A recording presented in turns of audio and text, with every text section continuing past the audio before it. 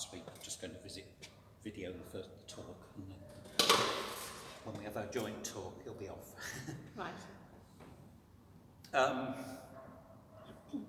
am the light of the world.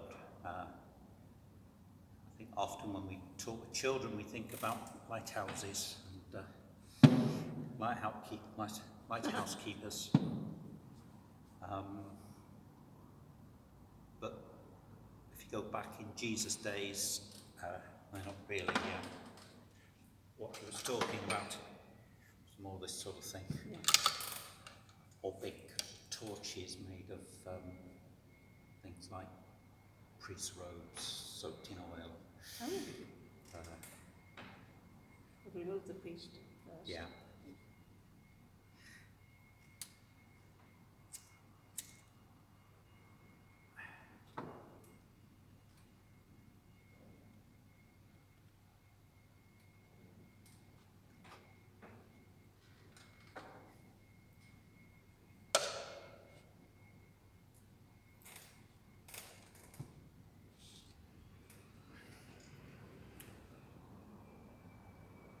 Jesus, the light of the world.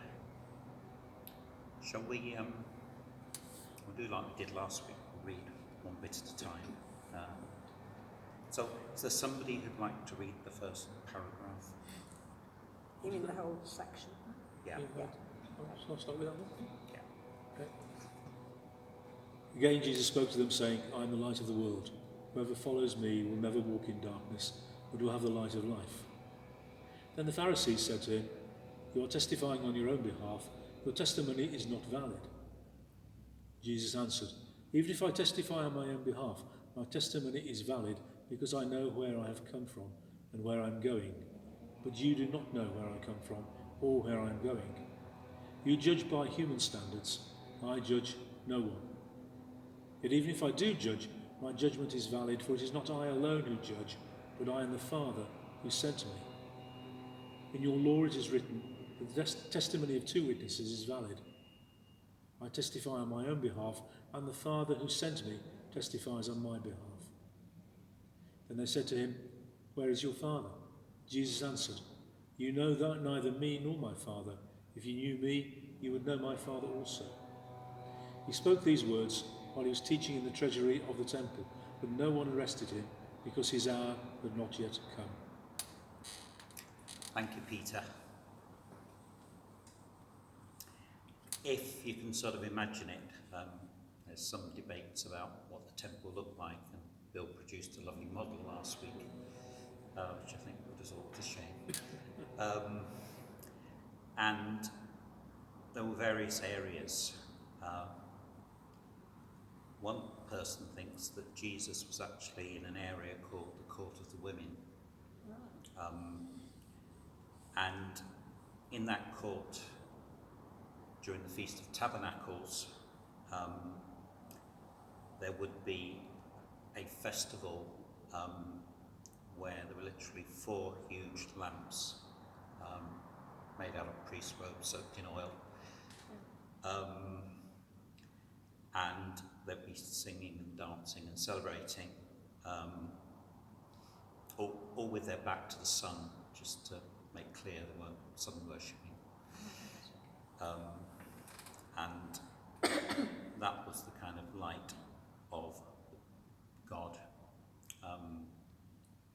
So Jesus is in effect standing in that area and saying, I am the light of the world, not these things. In the same way that last week he was standing in one of the temple courts where they had bread, and he said, I am the bread of life. So he's making a very extravagant claim, but St. John's Gospel is full of extravagant claims. Claims which make us think. But Jesus was saying this to an audience, and the audience all the way through this story are the Pharisees, who are not terribly happy with this upstart Galilean preacher who's appeared in their midst. And he gets into an argument with them about what authority he's got to do this. It's quite a torturous debate, but he proves bit by bit, and St. John uses occasions like this to teach us about Jesus and who he is, that he is speaking on behalf of God.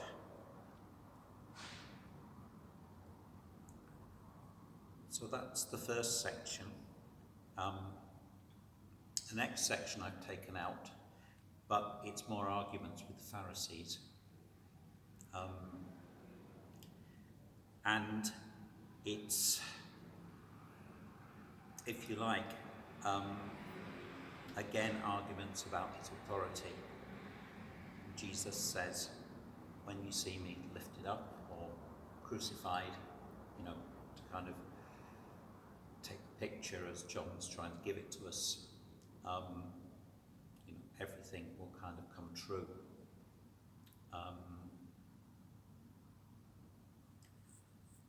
So let me move on to the next chapter. And Joyce, would you like to read this one? As he walked along, he saw a man blind from birth. His disciples asked him, "Rabbi, who sinned, this man or his parents, that he was born blind?" Jesus answered, "Neither this man nor his parents sinned. He was born blind so that God's works might be revealed in him. We must work the works of him who sent me. While it is day, night is coming, when no one can work. As long as I am in the world, I am the light of the world."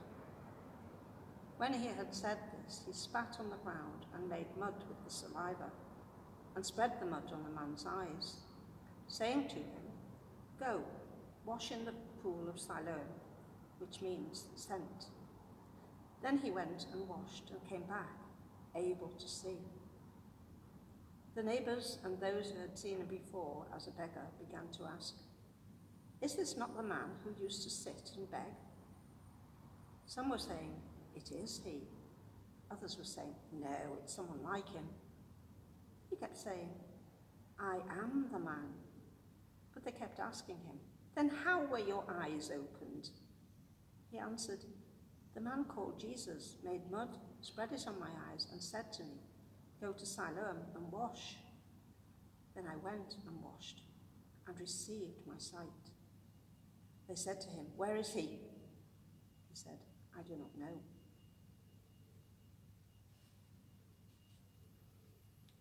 So going from a chapter where Jesus says, "I am the light of the world," causes a great deal of argument.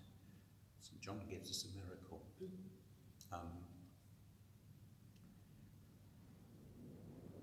Jesus, in St. John's Gospel, is identified closely with the light. You think of John chapter 1, the prologue as we all know it, that we read every Christmas.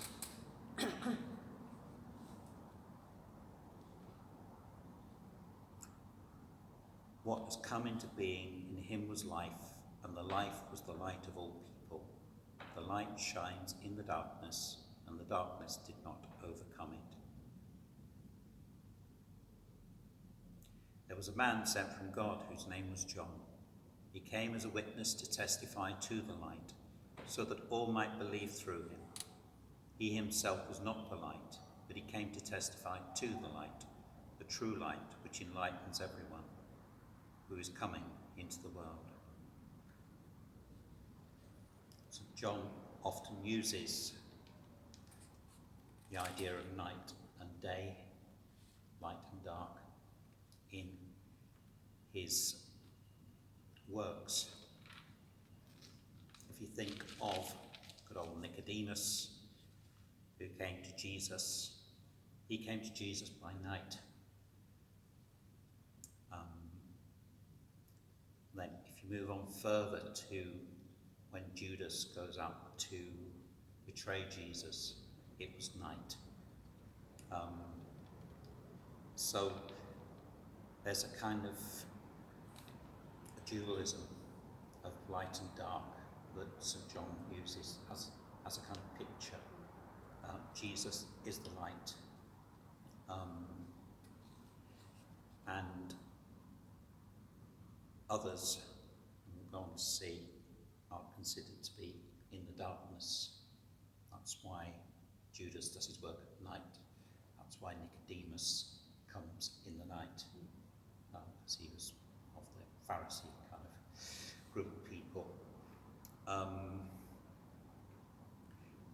And this miracle is then coupled with some teaching, which we'll read on into, where this whole kind of light and dark thing is kind of expanded.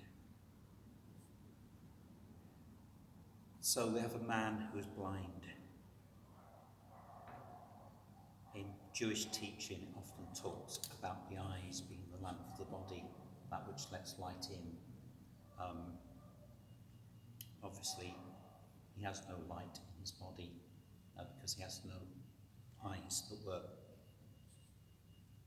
And a question is asked, well, what's this man done, or what his parents done in order that this happens? And Jesus says, nobody sinned. You know, it is what it is. And then he comes out with the words again.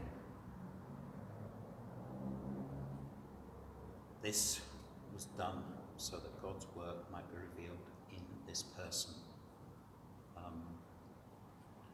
We must work the works of him who sent me while it is day. The night is coming when no one can work. As long as I am in the world, I am the light of the world. And then Jesus does what he doesn't do hardly anywhere else. He actually uses a physical thing to heal. He makes some mud, spits in the ground and makes mud, and puts it on the man's eyes, and then tells him to go and wash.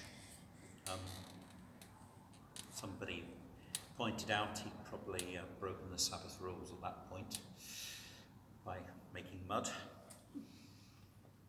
But in other places he does argue that doing God's work on a Sunday or a Sabbath day is all right, especially restoring sight and things like that.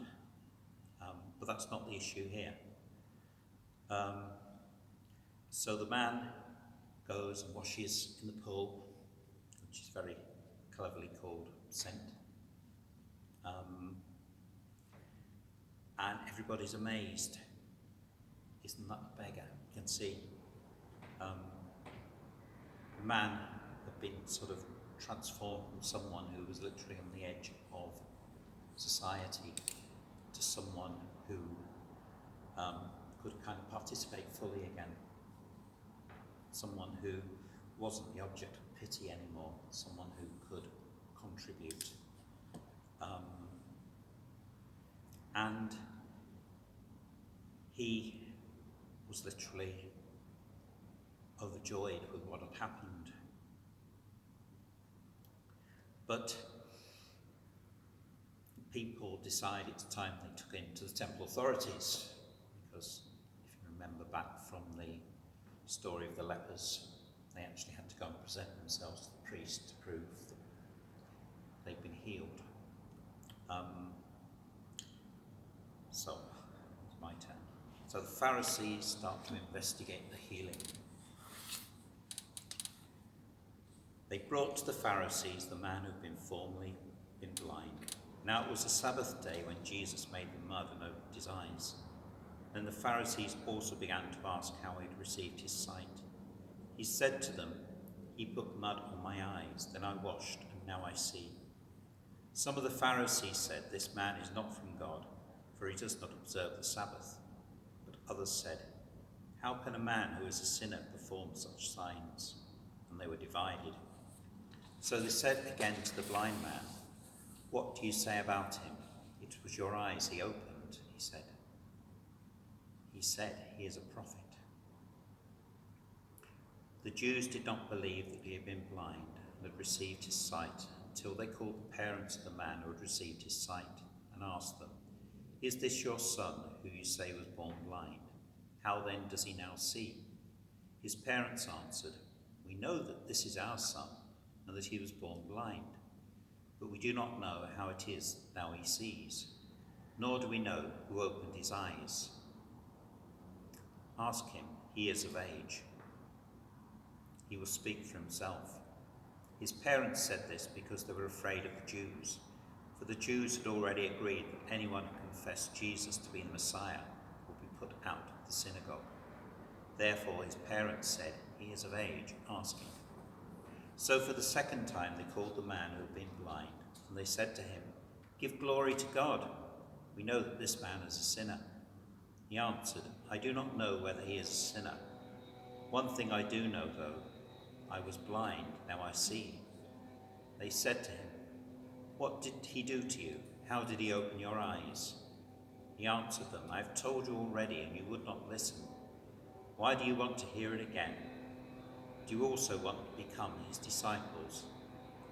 Then they reviled him, saying, "You are his disciples, but we are disciples of Moses.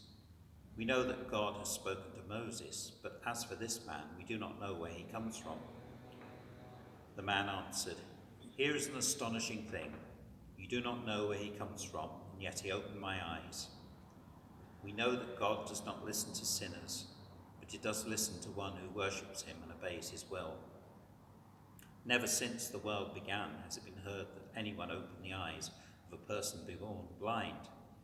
If this man were from God, he could do nothing. If this man were not from God, he could do nothing." They answered him, "You were born entirely in sins, and you are trying to teach us." And they drove him out.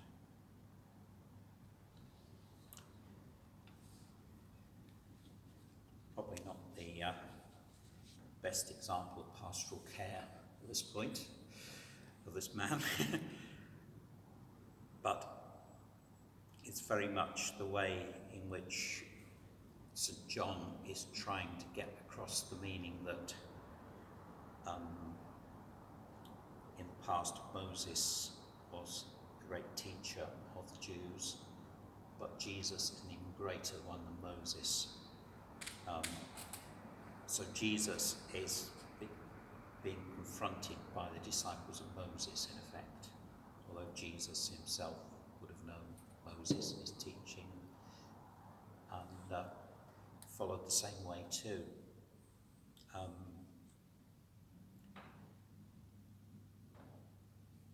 It's very much an area where a dreadful thing called anti-Semitism kind of has been justified from in the past. But one very learned rabbi who studied this at great length sort of recounted it that, in a sense it was more like a family argument than Christians versus Jews. Although at the time St. John had written this, probably in his memory or around the same time, there was a definite kind of division between Christians and synagogues. Synagogues literally threw them out. What was a kind of Jewish sect had outgrown its religion. So, perhaps there's an element of that in St. John's writing, but it certainly doesn't justify what happened for the next 2,000 years to the Jewish people and to Christians.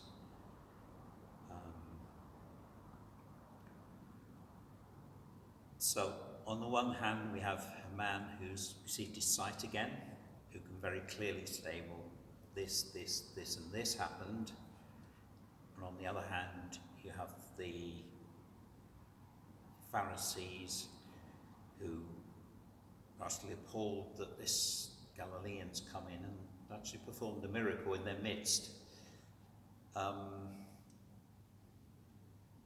that, seems to have broken a few rules in the process.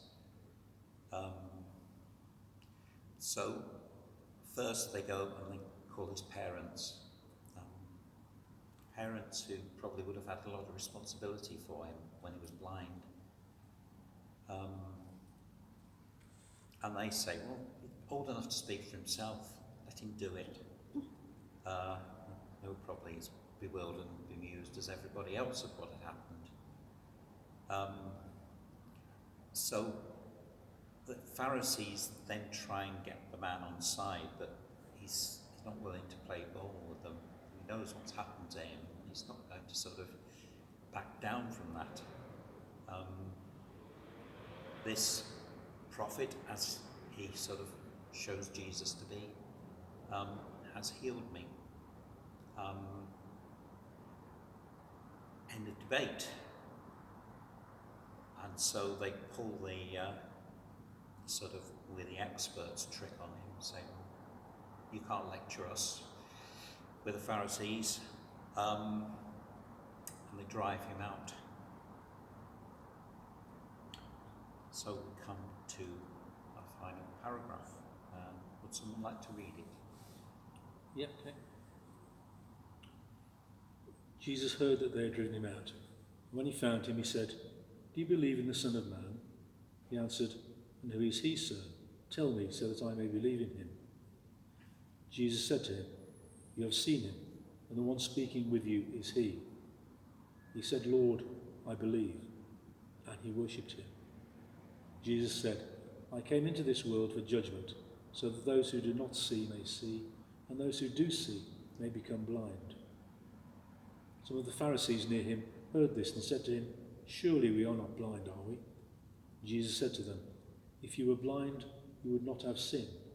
But now that you say we see, your sin remains.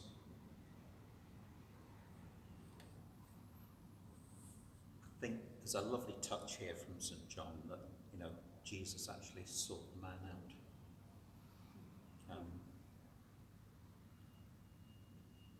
He goes and finds him. And a man whose eyes had been opened, who could now see for the first time, had actually seen something in Jesus, that he was a prophet. But Jesus takes it further. Do you believe in the Son of Man? A kind of apocalyptic figure from Daniel, who's coming on God's behalf to save the world. And the man's hungry. I want to believe in this person. So Jesus said, you've seen him. I am he. I'm speaking to you now. And he says, I believe. And he worshipped him. Now, any of you think who might be the next person who does that in St. John's Gospel? One of the lepers, wasn't it?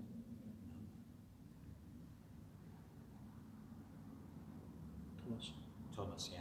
Literally the next Of place course, yes. where you get someone who really kind of puts it all together is Thomas. So this blind man is kind of, he's ahead of Thomas. He understands things that Peter and the other disciples don't really grasp until the resurrection. He believes. And then Jesus says, I've come into this world for judgment, so that those who do not see may see. And this man is not only seeing again physically, but he's seeing spiritually, which is the kind of thrust of this whole passage.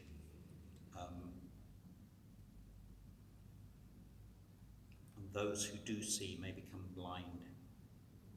There's actually a passage in Isaiah which talks about this, that God makes the people deaf to his words, judgment.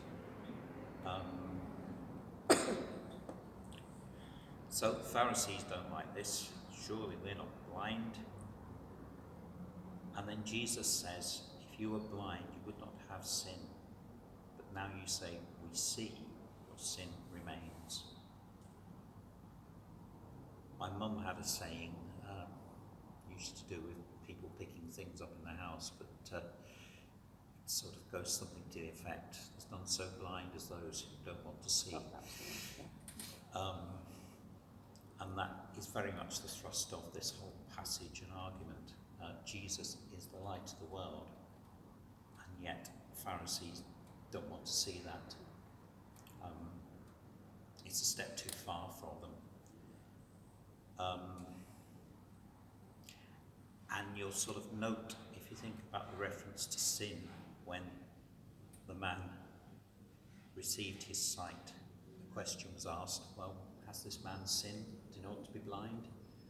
Or have his parents sinned? And Jesus says, no. But we get to here, the Pharisees, as far as Jesus was concerned, have offended God by not seeing the truth in front of them. And again, the anti-Semitism thing through the last 2,000 years, this is where people are justified it from. Also justified other things which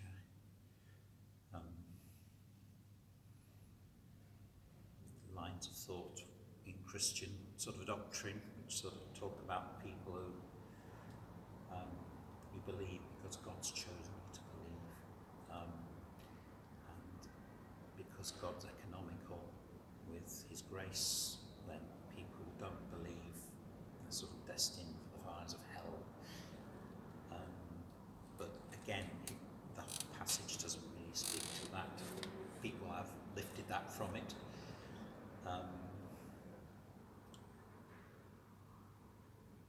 It's very much about spiritual sight, and the man born blind is the kind of a miracle that kind of speaks of it, that St. John sort of takes to teach us a lesson. That Jesus is the light of the world, and in him there is no darkness. Think of Isaiah at Christmas, those who walked in darkness have seen a great light.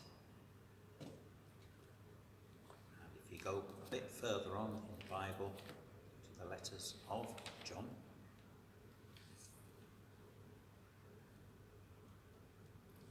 yet I'm writing a new commandment that is true to him and in you, because the darkness is passing away and the true light is already shining.